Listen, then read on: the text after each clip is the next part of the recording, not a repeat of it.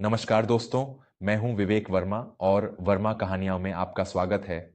आज जो कहानी मैं आपको सुनाने जा रहा हूं, वो सिर्फ एक कहानी नहीं, बल्कि समाज के चेहरे पर लगा वो आईना है, जिसे देखकर शायद आपकी भी आंखें छलक उठेंगी।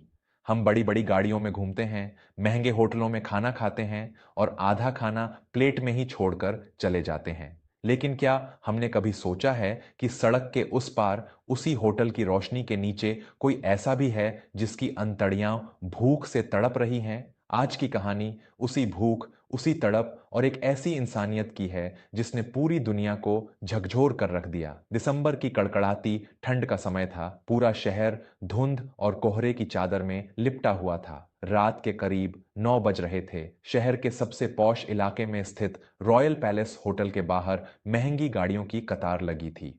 अंदर से संगीत की धीमी धीमी आवाजें आ रही थीं और बाहर हीटर की गर्मी में अमीर लोग अपने महंगे कपड़ों में एक दूसरे से बातें कर रहे थे।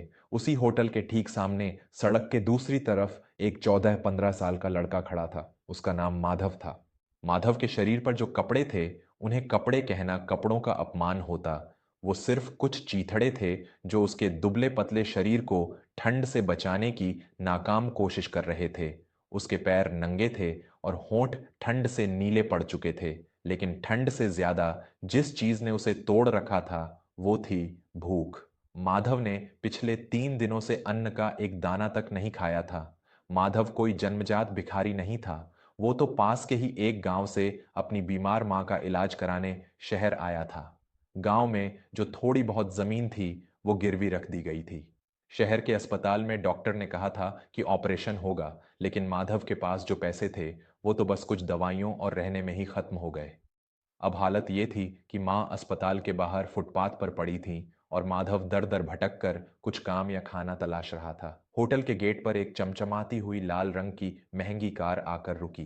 कार का दरवाजा खुला और उसमें से एक बेहद खूबसूरत लड़की बाहर निकली। उसका नाम देविका था। देविका शहर के सबसे बड़े उद्योगपति सेठ कर्मचंद की इकलौती बेटी थी। देविका के कपड़ों और उसकी चमक से ही पता चल रहा था कि वो किस रईस घराने से ताल्लुक रखती है। उसके साथ उसके 2 बॉडीगार्ड भी थे।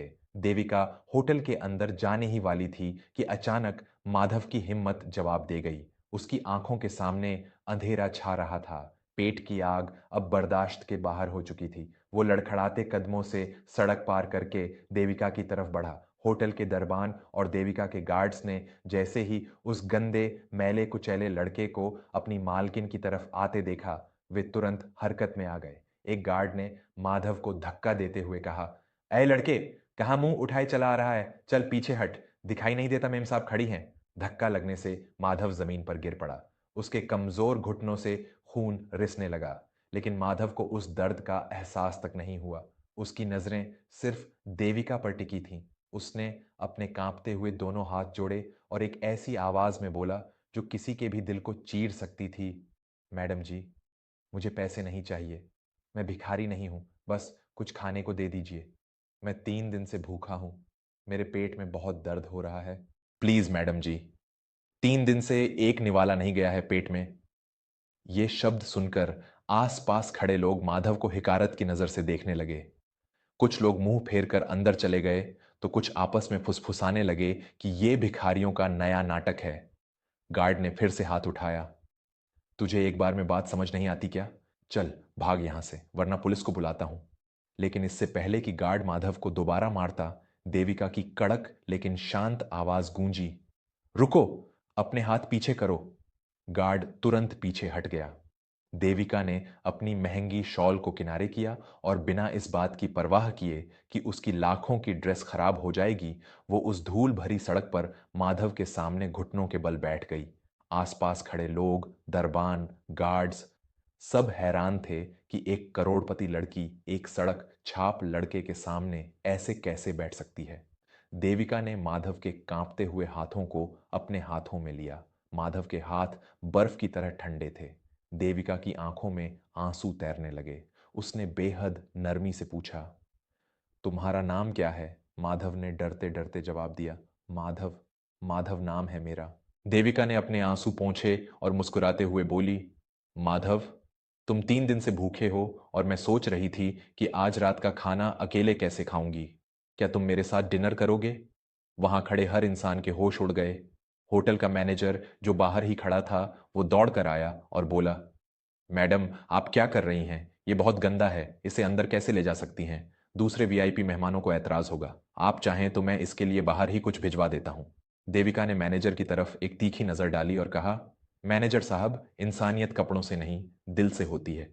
अगर आपके वीआईपी मेहमानों को एक भूखे बच्चे के खाना खाने से ऐतराज है, तो मुझे आपके इस वीआईपी होटल से ऐतराज है। माधव आज मेरे साथ मेरी टेबल पर खाना खाएगा। अगर आपको कोई परेशानी है तो मैं इस पूरे होटल को आज रात के लिए बुक कर सकती हूँ। बताइए, क्या कीमत है आपके इस होटल के एक रात की? मैनेजर का सिर शर्म से झुक गया। उसने चुपचाप रास्ता छोड़ दिया। देविका माधव का हाथ पकड़कर उसे होटल के अंदर ले गई। माधव सहमा हुआ था। उसने अपनी जिंदगी में इतनी रोशनी, इतनी चमक कभी नहीं देखी थी। उसके गंदे पैरों के निशान उस मखमली कालीन पर छप रहे थे, लेकिन देविका को इसकी कोई परवाह नहीं थी। देविका ने उसे सबसे अच्छी टेबल पर बिठाया। वेटर मेन्यू कार्ड लेकर आया तो देविका ने मेन्यू कार्ड हटाते हुए कहा, होटल में जो भी सबसे अच्छा, पौष्टिक और आसानी से पचने वाला खाना है, वो सब ले आओ। और हाँ, एक गिलास गर्म दूध सबसे पहले लाना। कुछ ही देर में टेबल पकवानों से सज गई। शाही पनीर, दाल मखनी, पुलाव, रोटियां और मिठाइयां। माधव की आंखें फटी की फटी रह गईं।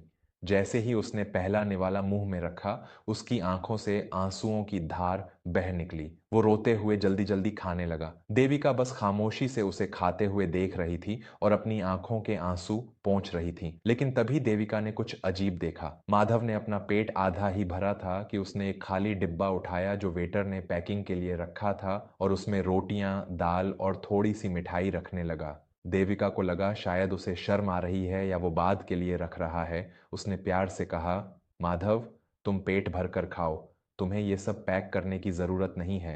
अगर तुम्हें बाद में भूख लगेगी तो मैं तुम्हें और खाना दिलवा दूंगी।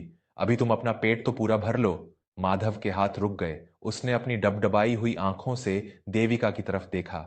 उसके गले में जैसे कुछ अटक गया था। उसने सिसकते हुए कहा, मैडम जी, मेरा पेट तो भर गया है, लेकिन मेरी माँ ने पिछले 4 दिनों से कुछ नहीं खाया है। वो बहुत बीमार है। अस्पताल वाले बाबू ने उसे बाहर निकाल दिया क्योंकि हमारे पास पैसे नहीं थे।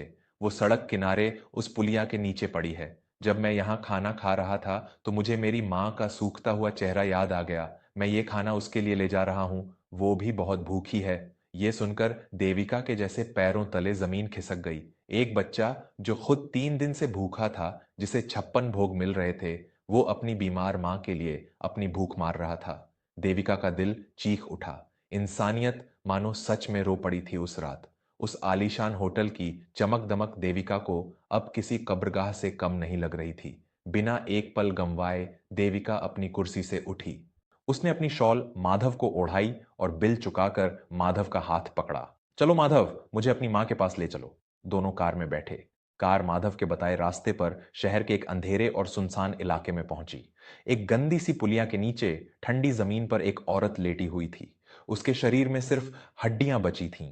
वो ठंड से कांप रही थी और उसकी सांसें उखड़ रही थीं। माधव दौड़कर अपनी मां के पास गया। मां, ओ मां, देख मैं तेरे लिए खाना लाया हूं। उठ जा मां, देख इस परी जैसी मैडम ने हमें खाना दिया है। लेकिन मां ने आंखें नहीं खोलीं। देविका तुरंत आगे बढ़ी। उसने उस औरत की नब्ज टटोली। नब्ज बहुत कमजोर थी। देविका ने अपने गार्ड्स को आवाज दी, जल्दी से इन्हें उठाओ और कार में रखो। हमें अभी इसी वक्त शहर के सबसे अच्छे अस्पताल पहुंचना है। जल्दी करो। कार हवा से बातें करती हुई संजीवनी हॉस्पिटल पहुंची। देविका के पिता उस अस्पताल के ट्रस्टी थे। जैसे ही देविका वहां पहुंची, पूरा अस्पताल प्रशासन हरकत में आ गया। माधव की मां को तुरंत आईसीयू में भर्ती किया गया। बड़े बड़े डॉक्टर्स उनका इलाज करने लगे। देविका पूरी रात वहीं अस्पताल की कुर्सी पर बैठी रही। उसने माधव को अपने पास बिठाए रखा और उसे ढांढस बंधाती रही। सुबह करीब 7 बजे डॉक्टर बाहर आए और उन्होंने मुस्कुराते हुए कहा, मैडम, आपने बिल्कुल सही समय पर इन्हें यहां पहुंचा दिया। अगर कुछ घंटे और बीत जाते तो शायद हम इन्हें नहीं बचा पाते। अत्यधिक ठंड और भूख की वजह से इनके अंग काम करना बंद कर रहे थे। लेकिन अब ये खतरे से बाहर हैं। माधव ये सुनते ही देविका के पैरों में गिर पड़ा और फूट फूट कर रोने लगा। आप भगवान हैं मैडम जी, आपने मेरी माँ को बचा लिया। मैं जिंदगी भर आपका गुलाम बनकर रहूंगा, आपके जूते साफ करूंगा।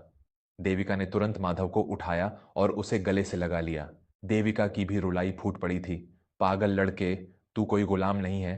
तू तो वो बेटा है जिसकी मिसाल दी जानी चाहिए। और हाँ, आज से तेरी माँ की पूरी जिम्मेदारी मेरी है। उनका सारा इलाज, रहने खाने का इंतजाम मैं करूंगी। और जब तेरी माँ ठीक हो जाएगी तो तू मेरे पिता की कंपनी में पढ़ाई भी करेगा और काम भी। तुझे किसी के आगे हाथ फैलाने की जरूरत नहीं है। दोस्तों, ये सिर्फ एक माधव और एक देविका की कहानी नहीं है। ये हमारे समाज का वो कड़वा सच है, जहां एक तरफ अनाज कूड़ेदान में फेंका जाता है और दूसरी तरफ कोई उसी अन्न के एक दाने के लिए अपनी जान दे देता है। देविका ने जो किया वो कोई चमत्कार नहीं था, वो सिर्फ एक इंसान होने का फर्ज था। काश हम सब में थोड़ी सी देविका जाग जाए तो इस दुनिया में कोई माधव अपनी बीमार मां के लिए सड़क पर सिसकियां नहीं लेगा। अगर इस कहानी ने आपके दिल के किसी कोने को छुआ है तो इसे अपने दोस्तों और परिवार के साथ जरूर साझा करें। क्या पता आपकी एक कोशिश से किसी भूखे को खाना मिल जाए। मैं हूं आपका दोस्त विवेक वर्मा।